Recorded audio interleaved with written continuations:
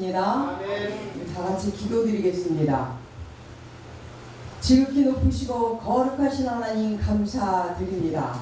오늘 이 시간 저희들 세상과 구별하여서 하나님의 말씀을 사모하여서 이 자리에 모였사오매 하나님이여 하나님이여 말씀에 불을 내려주시고 말씀의 능력이 되어서 아픈 자가 치유되고 눌린 자가 해방되는 놀라운 기적의 시간이 되길 간절히 기도드립니다. 주님 이 시간 함께하여 주시고 이 시간 이곳의 주인은 오직 주님 한 분이시오매 주님께서 역사하여 주시옵소서. 감사드리오며 살아서 역사하시는 우리 주 예수 그리스도 이름 받들어 기도드렸사옵나이다. 아멘. 반갑습니다. 오늘 말씀은 가룟 유다에 대한 말씀이에요. 피밭이라는 제목이 좀 생소한데 제가 저번에 어느 기도원에서 피밭이라고 하니까 피복음 얘기하시냐 그러는데 절대 아닙니다. 여기 성경에 나왔듯이 아겔다마라고 하는데 그 가룟 유다가 우리 주 예수 그리스도를 배신하고 회개하는 마음이 생겼는데 후회는 했지만 회개는 하지 않고 자살을 하면서 그곳에 창자가 터져서 나오고 모든 피를 쏟으며 그곳이 아주 피밭을 이룬다는 의미에서 그것이 헬라어로 아겔다마라고 하죠.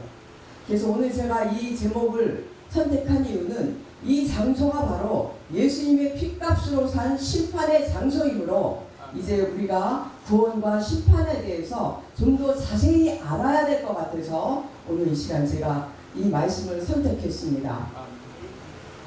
성경 말씀은요 처음부터 끝까지 십자가의 도에 대해서 기록되어 있습니다. 처음부터 끝까지 순종이냐 불순종이냐 선이냐 악이냐 하면서 이것이 바로 구원이냐 심판이냐라고 이어지는 그런 말씀인 줄 믿으시기 바랍니다.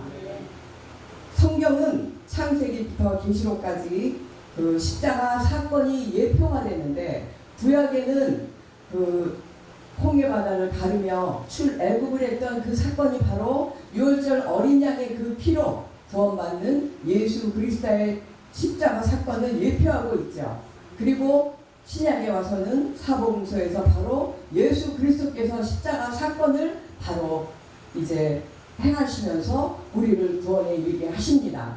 그리고 계시록에 와서는 이제 그 십자가 사건에 대해서 완전히 해석을 해주시며 영적 전쟁에 대한 말씀을 하시는데 성경의 구약의 말씀은 천국 가는 길을 알려주시고 신약의 말씀은 천국 가는 그 방법 산상수훈 마태복음 5장 6장 7절을 보게 되면 산상수훈이 나오는데 그 말씀이 바로 천국 가는 방법을 알려주는 말씀이고 천국 가는 길과 방법을 아는 자들이 영적 전쟁에서 승리하려면 어떻게 해야 되는가 하면서 그리스도의 그 승리하는 장면이 나오는 것이 바로 계시록인 줄 믿으시기 바랍니다. 그래서 창세기부터 계시록까지는 하나의 두루마리로 되어 있어요. 계시록이라고 따로 어떤 SF 영화에서 나오는 것처럼 따로 어떤 장면이 나오는 것이 아니고 예수 그리스도의 계시를 이루시면서 이미 영원에서 오신 그분께서 이제 완성을 이루시는 장면, 그분이 승리하시면서 구원과 심판이 어떻게 이루어진다는 것이 자세히 기록되어 있는 것이 계시록인 줄 믿으시기 바랍니다. 이제 마태복음 23장을 보게 되면요, 하나님은 위에 계신 아버지 그분만이 한 분이시고 지도자도 한 분이고 선생도 한 분이라고 말씀하고 계시죠. 그리고 예레미야서 31장, 32장, 33장을 보게 되면 한 아버지 밑에 하나의 성령으로 하나의 진리의 도 가운데서 한 마음과 하나의 도로 하나님을 경외할 때 내가 너희들을 축복하겠노라 하는 하나님의 의지가 담겨 있습니다. 이것이 바로 십자가의 도입니다. 그리고 고린도 전서를 보게 되면 주도 하나요, 하나님도 하나요, 이제 성령도 하나라고 기록되어 있죠. 그렇듯이 구약부터 신약까지 계속 삼위일체 하나님에 대해서 말씀하고 있으므로 우리는 절대 누가 누구를 가르치면 안 됩니다. 이미 이 말씀은 우리 주 예수 그리스도께서 완성시킨 말씀이므로 우리는 이제 사랑 안에서 말씀의 교제를 나누는 줄 믿으시기 바랍니다. 오늘 본문에 나오는 이 가룟 유다는 본래 사단이 들어간 자가 아니었죠. 잠깐.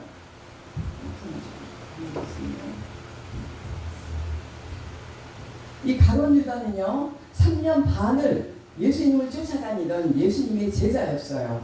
그리고 회개도 맡았고 아주 이스라엘을 사랑하는 열혈 애국 청년으로서 이제 우리 메시아를 기다리다가 모세처럼 출애굽을 시킬 수 있는 그런 메시아, 그리고 다윗 왕처럼 이스라엘을 다시 부흥시킬 수 있는 그런 메시아를 찾다가 예수 그리스도께서 이적과 기적과 표적을 이제 보이시니까 바로 그분이 그런 메시아인 줄 알고 가룟 유다는 3년 반을 예수님을 쫓아다닙니다.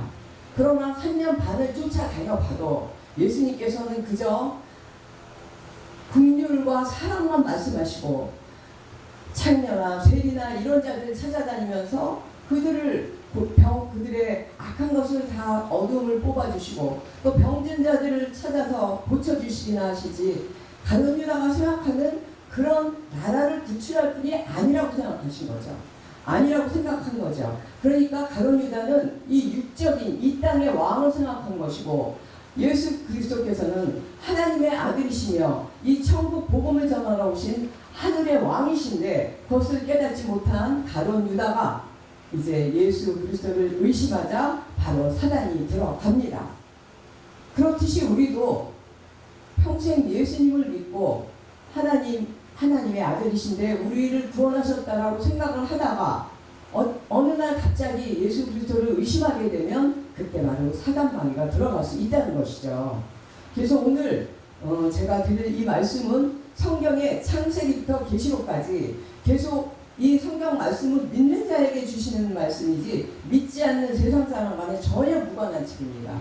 그래서 하나님을 믿었는데 왜 구원 못 받았는가, 예수 그리스도를 믿었는데 왜 구원 못 받았는가 하는 그런 제목이, 그리고 또 구원받은 사람은 같은 죄를 졌는데도 누가 어떻게 구원받았나 하는 그 내용이 이제 창세기부터 계시록까지 기록되어 있는 것을 우리가 하나씩 찾아보면서 사랑의 말씀의 교제를 나누는 시간이 되도록 하겠습니다.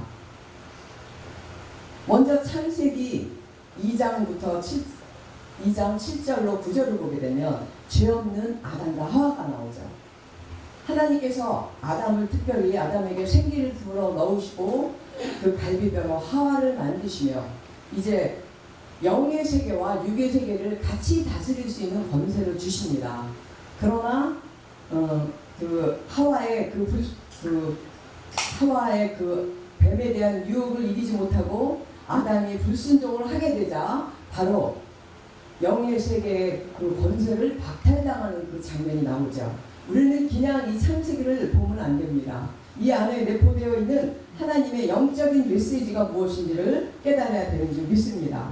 그래서 죄 없는 아담과 하와의 의미는 우리 그리스도께서 십자가에 못 박혀 죽으실 때 우리가 그 피로 우리가 구원받은, 우리는 교회들이잖아요. 그죠? 그래서 그리스도와 교회의 관계를 아담과 하와의 관계로 하나님께서 이미 예표하신 것인데, 그 두 사람의 불순종으로 그 관계는 깨어지고 하나님과의 그 관계는 깨어지고 이제 요한일서 2장 16절의 말씀대로 육신의 정욕과 안목의 정욕과 이생의 사랑으로 그 선악과를 따먹을 때 그들은 셋째 하늘에서 첫째 하늘로 쫓겨난다는 것이죠.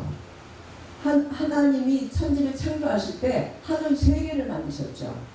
우리가 사는 첫째 하늘이 있고 그 다음에 둘째 하늘이 있고 그 다음에 하나님이 계신 셋째 하늘이 있는데, 하나님은 아담을 본래 첫 번째 아담을 셋째 하늘의 그 영적인 권세와 이 땅을 다스릴 수 있는 권세를 주셨는데 아담의 불순종으로 셋째 하늘을 넘나들 수 있는 그 권세가 박탈당하고 에덴 동산에서 쫓겨나게 되죠. 그래서 결국 마지막 아담이신 우리 주 예수 그리스도께서 오셔서 다 이루시지 않습니까? 다 믿으시기 바랍니다. 아멘. 그래서 그 에덴 동산은 하늘의 성전인 그 하늘의 성전을 모형으로 만드셔서 아담과 하와를 거기서 만드시면서 하나님께서 그들에게 그 권세를 주셨는데, 이제 하나님의 대한 아들 따먹은 그 죄로 하나님께서는 그들을 첫째 하늘로 쫓아내시면서 하와는 아이를 낳는 고통을 당하게 되고 아담은 땀을 흘려서 먹어야 되는, 그리고 흙으로 돌아갈 수밖에 없는 그런 운명으로 돌아오게 되죠. 그러면서 하나님께서는 창세기 3장 15절에 여자의 후손과 뱀의 후손의 그 영적 전쟁을 선포하십니다. 그래서 처음부터 끝까지 이 성경은 영적 전쟁에 대한 말씀이에요. 영적 전쟁에서 승리한 자는 구원이요, 영적 전쟁에서 실패하는 자는 바로 심판이라는 그런 말씀이 기록되어 있는 것이 성경인 줄 믿으시기 바랍니다. 그래서 하나님께서는 아담과 하와가 처음에는 부끄러워하지 않았다고 했죠. 왜냐하면 그들은 죄가 없었기 때문에 빛의 옷을 입고 있었으므로 부끄러움을 몰랐는데, 그 죄가 들어가자 빛이 사라지니까 바로 부끄러워지니까 무화과 나뭇잎 열매로 가리지 않습니까? 그렇지만 그 무화과 나뭇잎은 햇볕을 쬐게 되면 바로 말라서 다시 죄가 드러난다는 것이죠. 그러니까 거기서 보면 이 인간의 그 알량한 마음이 나와요. 그 죄를 능가리고 아웅하는 식으로 가려봤자 하나님 앞에서는 다 죄가 드러난다는 그런 의미가 내포되어 있습니다. 그래서 하나님께서는 가죽옷을 지어 입히시면서 이제 에덴 동산에서 쫓아내시죠. 그 가죽옷의 의미도 여러 가지 의미가 내포되어 있는데, 하나님께서는 너희가 이 가죽옷을 입었지만 다시 이 세상에서 회개하고 회복되어서 빛의 옷으로 갈아입고 다시 나에게로 돌아와 하는 의미로 하나님께서 내쫓으신 것인지 믿으시기 바랍니다. 알파와 오메가이신 하나님께서는 이제 영원 속에 계시죠. 그런데 우리는 지금 예수 그리스도를 믿음으로써 구원을 받았지만 구원이 완성이 이루어진 것은 아니란 말입니다. 그래서 지금 진행되고 있는 과정에서 많은 사단의 유혹도 있고 그런 영적 전쟁을 치를 때에 우리가 예수 그리스도 안으로 들어와서 믿었다 하지만 믿는 자들에게 이렇게 가론유다처럼 그 실족하는 그런 것이 있다는 것을 이제 우리가 깨달으시기 바랍니다.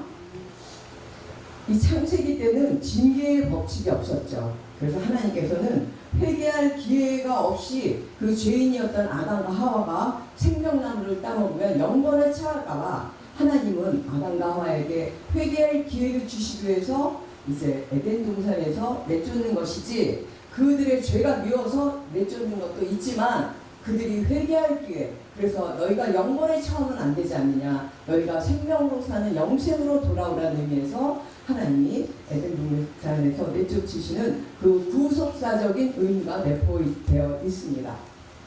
이제 창세기 4장을 보게 되면 그래서 아담과 하와가 에덴 동산에서 쫓겨나는 그 자체가 이 땅이 아담과 하와에게는 아들 땅인 것이죠. 바로 하나님의 심판의 장소라는 의미입니다. 그리고 4장에 보게 되면 가인과 아벨 사건이 나오는데, 가인은 어떻습니까? 불순종의 제사를 드렸죠. 아벨은 순종의 제사를 드렸단 말입니다.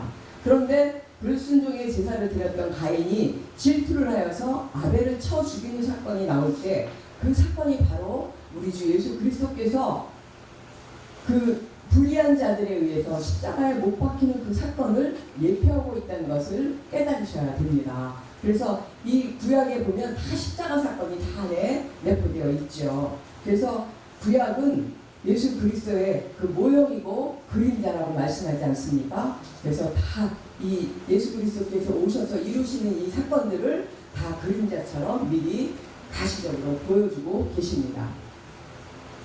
그리고 이제 창세기 6장에서 9장을 보게 되면 노아의 홍수가 나오죠.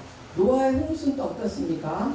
하나님의 그 후손들, 하나님의 아들들이 사람의 딸들을 취하는 그 모습을 보고 하나님께서 처음으로 분노를 하시죠. 후회를 하십니다. 그러면서 혈육 있는 자들을, 그 불순종한 자들을 하나님께서는 물로 심판하시는데, 그래도 하나님은 또 120년에 회개할 수 있는 기회를 주시지만 노아의 가족 8명만 구원을 받고 나머지는 다 물심판으로 죽는 그런 사건이 구약에 나오죠.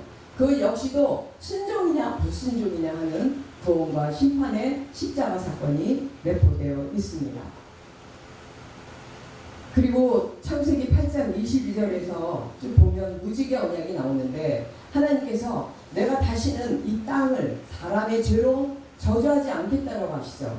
그 이유는 무지개 언약을 주시면서 내가 니네 다시는 벌하지 않겠다는 의미가 아니라 이 사람은 날 때부터 8장 22절을 보게 되면 사람의 마음은 어려서부터 계획하는 바가 악하다 그러죠. 그래서 하나님이 악하기 때문에 내가 너희로 인해서 이 땅까지 내가 저주하지 않겠다는 거죠. 오히려 이 땅에 사는 동물과 식물은 하나님을 오히려 하나님의 존재, 창조의 존재를 알고 배신하지 않는데 이 사람이란 존재는 하나님을 배신하고 어려서부터 악하기 때문에 내가 이 땅을 너희로 인해서 저주하지 않고 그 대신 나는 물심판으로 저주하지 않겠다라는 말씀을 하시면서 암암리에 불심판으로 심판하시겠다라는 그 의미가 내포되어 있는데 그러면 어떻게 불심판으로 이 땅을 건드리지 않고 사람만 심판하시겠냐는 거죠.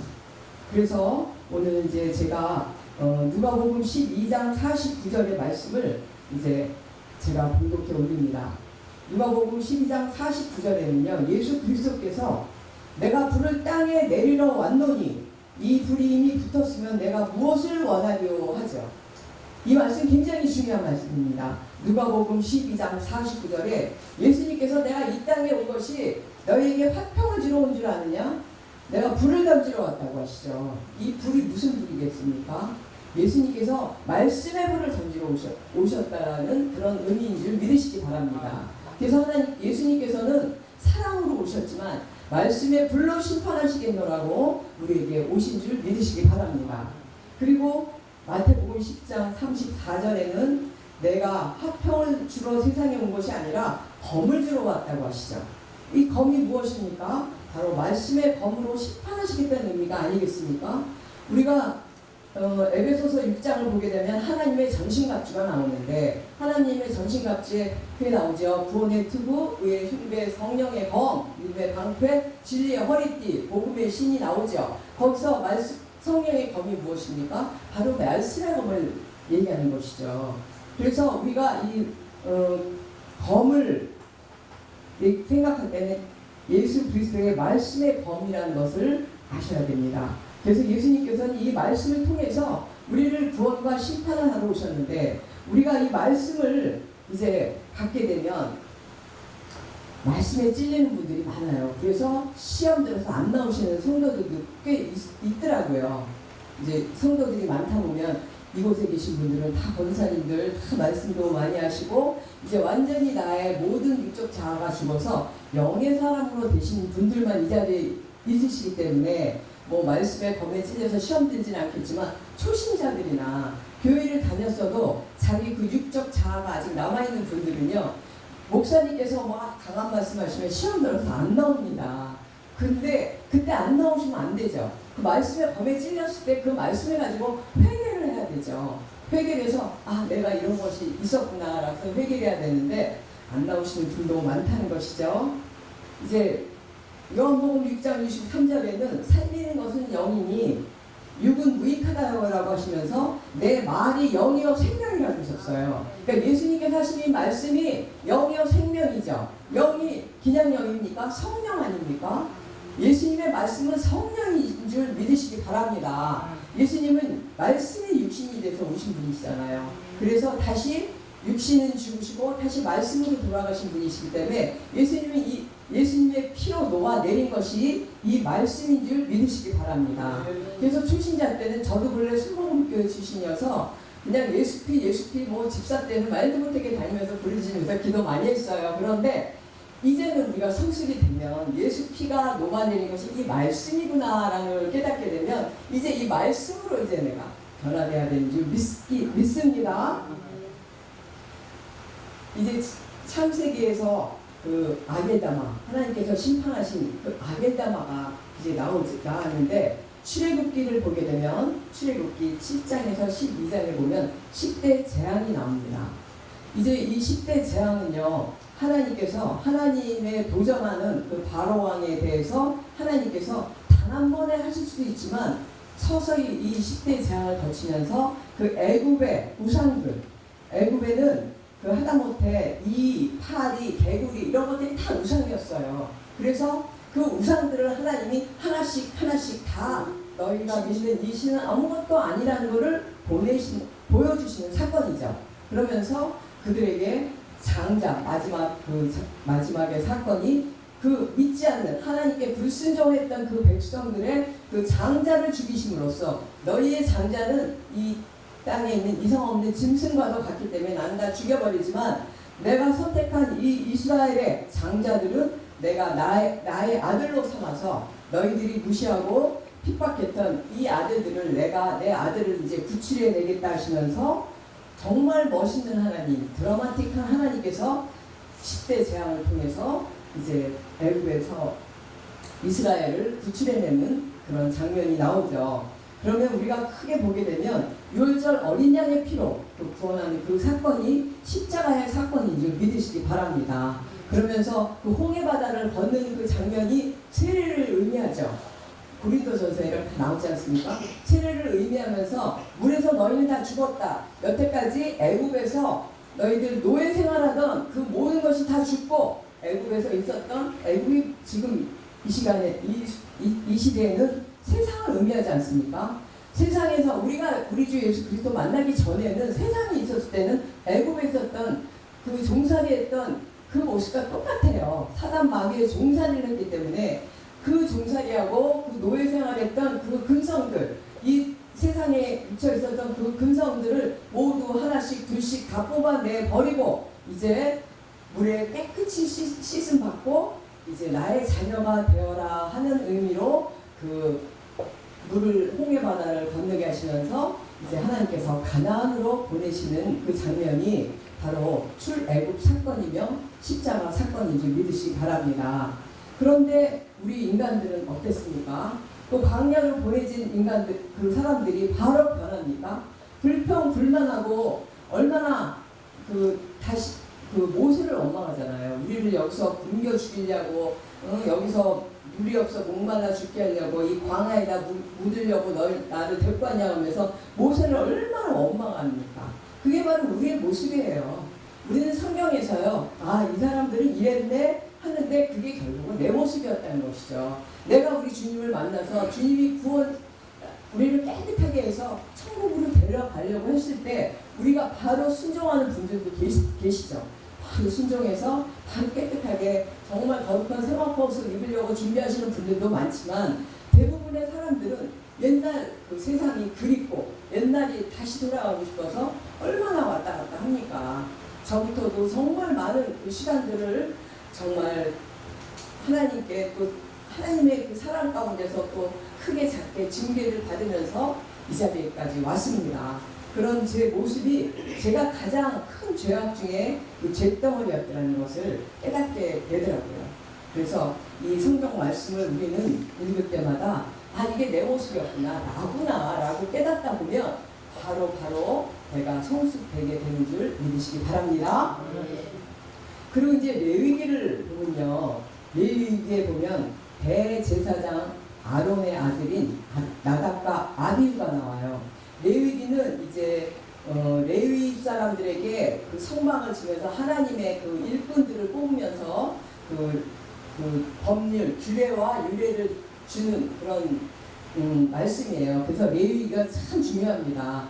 그런데 나중에 이 레위기 말씀을 가지고 모세가 신명기에서 그 가나안으로 들어갈 모세는 못 들어가죠. 나중에 그 불순종 하나 딱 했는데 하나님께서 너는 거룩한 총회를, 왜냐면 그 백성들이 또 물을 달라고 막 또 난리치니까 모세가 화가 나서 하나님은 이제는 가서 말로 명해라. 그래도 물이 나온다 했는데 모세가 너무 화가 나니까 가서 반석을 2번 내리치잖아요. 그러니까 물이 막 나왔지만 하나님 보실 때는 네가 거룩한 총회를 그 거룩함을 상실했기 때문에 너는 가나안 땅을 보기만 하지 못 들어간다라고 하면서 그 여호수아에게 바톤을 넘기시잖아요. 그래서 모세가 거기서 저 한 번만 용서해달라고 아무리 해도 하나님께서는 너는 이미 여기서 끝내라 하고 이제 여호수아에게 바톤을 넘기실 때 모세가 그거를 이제 얼마나 마음 가운데 정말 그렇게 갈망하던 40년을 그 광야를 뺑뺑이 돌았는데 하나님을 못 갈 때 그 모세의 마음이 어땠겠어요. 그러면서 이제 신명기를 통해서 백성들에게 너희들은 이렇게 하지 마라, 이걸 꼭 지켜라, 이걸 기억하라 하면서 계속 말씀하신 것이 신명기란 말이죠. 그때 그 본래 원고가 레위기 말씀을 가지고 이제 모세가 신명기 말씀으로 주는데, 이때 대제사장인 아론의 아들 나답과 아비후는 그 제사장들이죠. 그 안에서 바로 성물을 만지는 그 높은 제사장들이었는데, 출애굽기 24장을 보게 되면 하나님과 그 함께, 그 모세와 함께 그 아론과 나답과 아비후 그 70인의 장로들이 하나님의 모습을 보여주세요. 하나님이 잠깐 그랬던 사람이에요. 그렇게 하나님의 영광을 받았던 나답과 아비후가, 그 아론이 제사를 드릴 때 하나님께서 하나님의 불을 내려주시거든요. 제단에 하나님께서 불을 내려주시는데, 이 나답과 아비후가 그 불을 가지고 분향을 해야 되는데 밖에서 그냥 불을 가지고 와서 그 제단에다가 이제 분향을 하니까 그 자리에서 하나님께서 직사를 시키십니다. 이 구약에는요, 바로 불도 바로 내리고 바로 직사시키시고 이제 가시적으로 바로 보여주신 거예요. 왜냐면 우리에게 교훈으로 이렇게 했다라는 거를 보여주시죠. 그러면서 바로 그 나답과 아비후가 그렇게 영광스럽게 살았던 그들이 이 피밭을 통과하지 못하는 것이죠. 그 아겔다만을 통과하지 못하고 심판의 장소로 갈 수밖에 없는 그런 모습들이 나옵니다. 이제 그 구약에서 그 피밭을 통과하지 못했던 우리가 잘 아는 말씀 가지고 이제 나눴는데, 그렇다면 그 피밭을 통과한 사람은 누가 있을 거 아니에요, 그죠? 피밭 통과한 사람도 있어요. 누구겠습니까? 바로 다윗왕이죠. 다윗왕은 정말 하나님과 마음이 합한 자였고, 정말 많은 고난 가운데서도 오직 하나님만 붙들고 오직 하나님의 그 뜻에 따라서 그렇게 순종했던 참 하나님께서 기뻐하는 자였지만, 그 역시도 큰 범죄를 2번이나 저질렀죠. 우리가 너무 잘 아는 범죄들이 있잖아요. 바로 육적인 죄, 우리아의 아내 밧세바를 범한 간음죄와 우리아를 죽인 그 살인죄를 저질렀던 그런 다윗이었는데, 하나님께서는 이제 다윗을 처음 많이 사랑하셔서 그 다윗이부터 오래 살지도 못했어요. 오래 살지도 못했는데 이제 그 사무엘 선지자, 그다음에 나단 선지자, 갓 선지자를 다윗과 함께 하게끔 하나님 허락하시면서, 사무엘 선지자는 우리가 너무나 잘 아는 사무엘 상하를 이제 또 성경에 나와 있고 마지막 사사였다라고 볼 수 있죠. 그 사무엘이. 그러면서 이제 사울 왕을 기름 부었던 그런 아주 하나님께서 정말 다들 보면 예수 그리스도의 그런 어떤 예표로 예수님이 하셨던 일들을 했던 자들로 이제 나와 있죠. 그런 사무엘 선지자가 이제 다윗 왕을 기름 붓고 먼저 갑니다. 그런 다음에 나단 선지자가 이제 다윗 왕을 하나님의 그 메시지를 전하는 그런 선지자 역할을 하는데, 그 육적인 죄, 그 밧세바를 범했던 그 죄는요, 육적인 죄죠. 사실은 뭐 왕이 그 정도 할 수 있어요. 어떻게 보면 왕의 권세로서 뭐. 그런데 이제 그 너무 우리아도 하나님이 사랑하는 아들인데, 그 아들의 부인을 그렇게 범죄했을 때 하나님께서는 이제 진노를 하셨을 때 나단 선지자를 통해서 바울이 얼마나 회개를 합니까, 그죠? 그 시편을 보게 되면 막 침상이 다 젖을 정도로 회개를 하는 그 바울의 모습, 다윗 왕의 모습을 볼 때 정말 이렇게 회개를 하면 그 하나님께서 용서를 해주시는구나 하는 장면을 우리가 다윗 왕을 통해서 우리가 알게 되죠. 그렇지만 그 우리가 이 땅에서 진 육신의 죄는 하나님은 용서하셨지만 분과 보응의 하나님께서는 보응하시는 것이 나오지 않습니까? 그러면서 그 자녀들, 그 자식들 간에 그 살인죄와 간음죄들이 범람하게 되는 그런 모습을 다윗이 보게 되죠. 그래서 우리가 아무리 하나님을 믿어서 우리가 구원을 받았지만, 정말 우리가 예수 그리스도 안에서 예수 그리스도 만나기 전에 우리는 모든 죄를 다 용서받았어요. 그런데 우리가 예수님을 만난 후에 또 그 깨끗하게 지키지 못하고 또 죄를 졌을 때는 분과 보응으로 하나님께서 보응하신다는 것을 깨달으시기 바랍니다. 그래서 하나님께서는 첫 아이를 죽이시고 그 다음에 아이를 솔로몬으로 이제 태어나게 하시죠. 그리고 그런데 이 육적인 죄는 또 그런 데도 또 괜찮은데 다윗이 영적인 죄를 다윗이 짓습니다. 그 죄가 무엇이냐면 바로 사무엘하 24장을 보게 되면 하나님께서는 왕한테는 그리고 다윗 왕한테는 백성들을 계수하지 말라 그러세요. 그리고 군대를 계수하지 말라 그러세요. 왜냐하면 계수하다 보면 교만이 생길까봐 내 백성이 이 정도로 됐나? 내가 이렇게 많은 군대를 가졌나 하는 교만이 생길까봐 계수를 하지 말라 그러시는데 다윗 왕은 다 통일을 했잖아요. 그죠? 북이스라엘 그때는 이제 갈라지기 전이지만 블레셋 땅도 다 다시 점령하고 이제 다윗 왕이 땅들을 많이 점령을 했는데 하나님께서 어느 날 다윗에게 너 가서 이제 인구를 계수해라 라고 테스트를 하십니다. 그런데 다윗 왕이 거기서 통과를 못해요. 그 밑에 요압 장군이 있었거든요. 요압 장군도 아니 다윗 왕이요 이렇게 많은 축복을 줬는데 왜 하나님이 하시지 말라는 일을 합니까? 했더니 아니야 이제는 아마 하나님이 하시려나 봐 하면서 이 영적인 분별력이 없었던 거죠. 그러면서 다윗이 9개월 동안을 단에서 브엘세바 그 가나안 땅 전체 단이 맨 오른쪽 위에가 단이고 왼쪽 맨 밑이 브엘세바인데 그 땅 전체를 다 통일을 했단 말이에요. 다윗 왕이. 그래서 도대체 궁금하잖아요. 이게 군대가 얼마고 백성이 얼마가 궁금해갖고 그걸 9개월 동안 거쳐서 계수를 하게 돼요. 그런데 이제 다 끝날 때쯤 되니까 그래서 130만 명의 군사가 이제 계수가 된단 말이에요. 그랬을 때 하나님께서 이게 다윗 왕이 이거 내가 잘못했구나라는 걸 깨닫게 되죠. 그러니까 하나님이 왜 우리 다니엘서 보면 메네메네 되게 루바르시 나오잖아요. 하나님은 계속 달아보고 또 달아보고 세워보고 하시는 분이신데 그리고 우리가 아무리 그 가운데 있어도 너희가 십자가에 믿음이 있는가 아니면 너희가 그 공의의 하나님의 그 믿음이 있는가 하는 거를 계속 달아보신단 말이에요. 지금도 계속 달아보시거든요. 근데 다윗 왕이 잠깐 이제 놓쳐가지고 범죄를 저지르니까 갓 선지자가 와서 다윗 왕을 책망합니다. 그랬을 때 다윗 왕이 이제 어떻게 했으면 좋겠냐고 하니까 이제 세 가지 그 하나님에 대한 그 보응이 나오는데 그 중에서 제일 짧은 게 3일 동안 전 지역의 온역으로 7만 명이 죽게 되는 그런 이제 보응을 받게 되죠. 그러니까 하나님은 이 땅에서는 우리가 구원을 받아도 이 땅에서 보응은 꼭 있는 것을 믿으시기 바랍니다. 나는 그냥 연애가나 하면 안 돼요. 나는 통과하지 않을까 하는 것이 아니라니까요. 우리 하나하나 우리가 마음속으로 지은 죄 이런 죄들이 우리가 정말 깨끗하게 회개하고 점점 변화되지 않으면 하나님께서는 그걸 다 바라보시더라는 것이죠.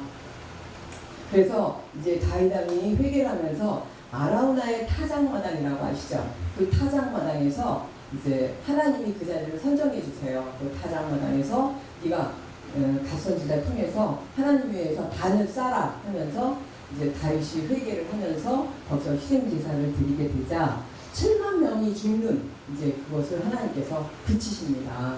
그렇게 되면서 그것이 바로 그 유명한 아라우나의 타작마당입니다. 그래서 다윗 왕은 두 번의 큰 죄를 짓지만 회개를 정말 다윗 왕처럼 회개 많이 하는 사람 없다는 거 우리 다 알고 계시잖아요. 그런데 요즘은 우리가 저부터도 어떻게 보면 이 불감증에 걸려서 너무 축복을 많이 받다 보니까 회개들을 옛날처럼 많이 안 하게 되고 저도 진짜 뭐 요 정도는 좀 넘어가 주시지 않을까 하는 생각들을 했는데 절대 아니시더라고요.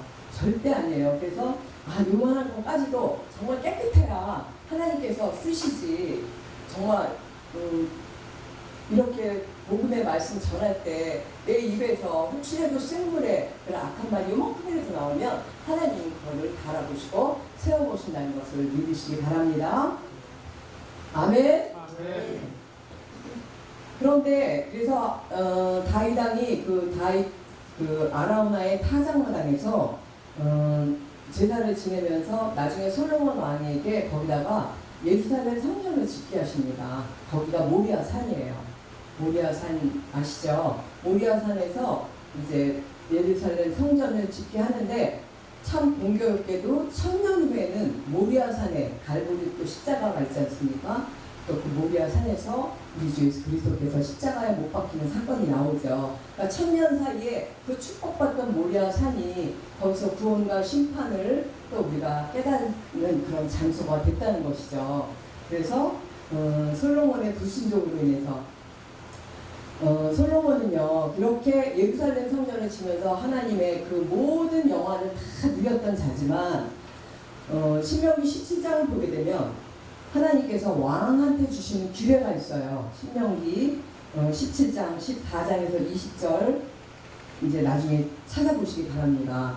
이 말씀에는 뭐가 있냐면 첫 번째는 하나님이 말 있죠. 타는 말 그것은 힘을 과시하고 세력을 과시하기 때문에 또 다시 세상으로 돌아갈까봐 하나님은 왕에게는 말을 많이 두지 말라 그러셨어요. 그리고 두 번째는 부인을 많이 두지 말라 그랬어요.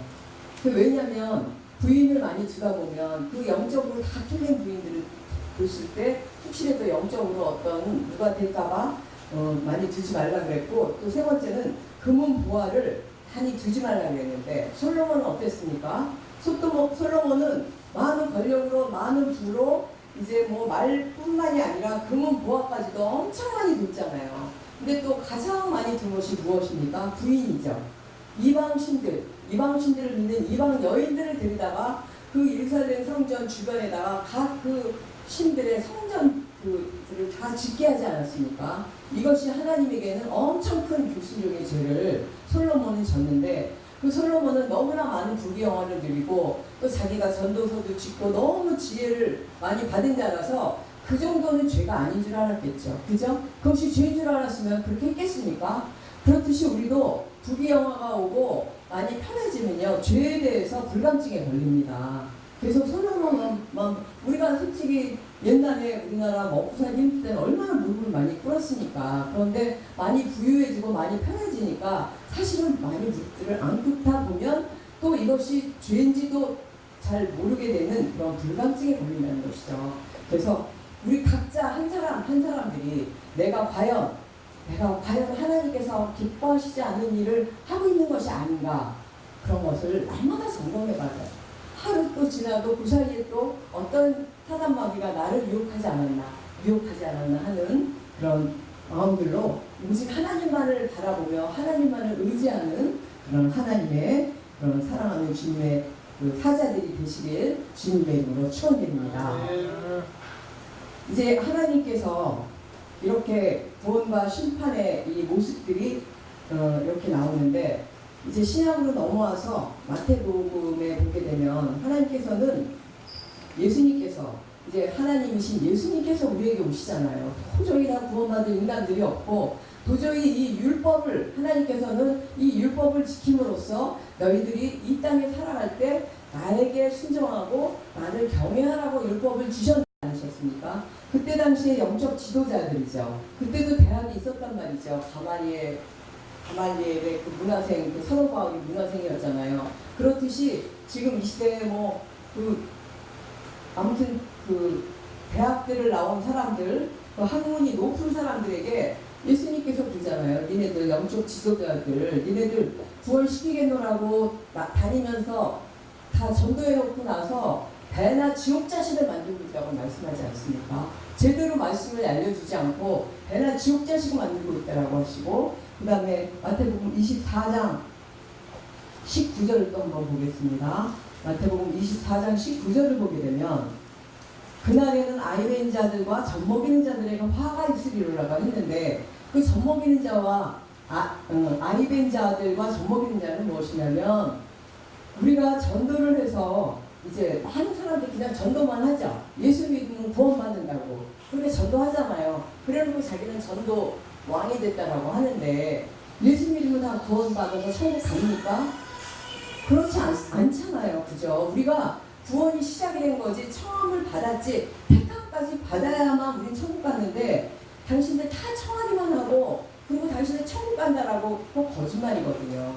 그렇게 하는 자들과 그 다음에 다 들여다 놓고 젖먹이로만 20년 30년 키우는 자들 그러니까 젖먹이로 교회를 다니면서 20년 30년 다녔으면 성숙해야 되잖아요.